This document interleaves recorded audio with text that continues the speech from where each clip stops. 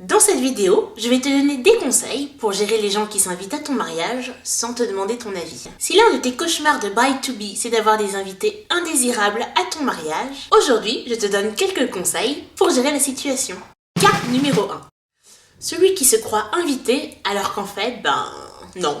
Il l'est pas. C'est le collègue à qui t'as mentionné une fois que t'avais passé le week-end à préparer tes faire-part de mariage et qui est certain qu'il va en recevoir un. Difficile d'éviter ce genre de situation, sauf à ne plus parler de mariage à quiconque. Mais dès que tu te rends compte qu'il y a malentendu, n'hésite pas à lui expliquer gentiment la situation, quitte à lui dire qu'il s'agit d'un mariage intime, même si ce n'est pas forcément vrai. Cas numéro 2.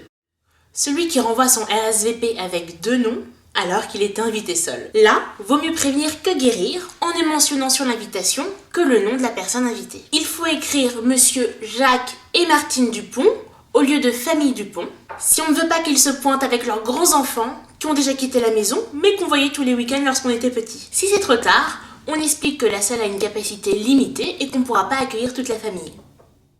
Cas numéro 3.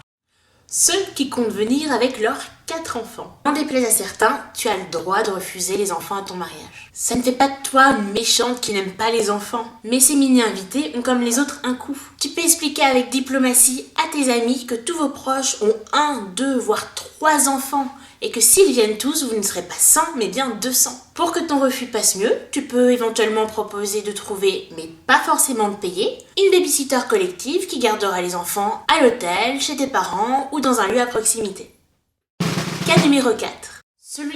Celui qui veut venir avec son nouveau conjoint que vous ne connaissez pas. Tu as le droit de ne pas souhaiter être entouré d'inconnus le jour de votre mariage. Imaginez vos photos 20 ans plus tard.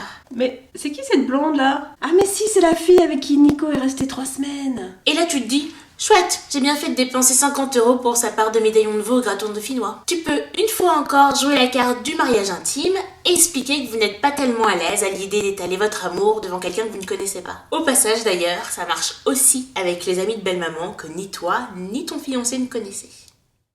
Dans tous ces cas-là, tu ne pourras pas t'en sortir sans agir. Il y aura forcément 1 ou 2 conversations désagréables à avoir dans le tas. Tu peux aussi déléguer cette tâche ingrate à ta mère, ta belle-mère ou ta wedding planner.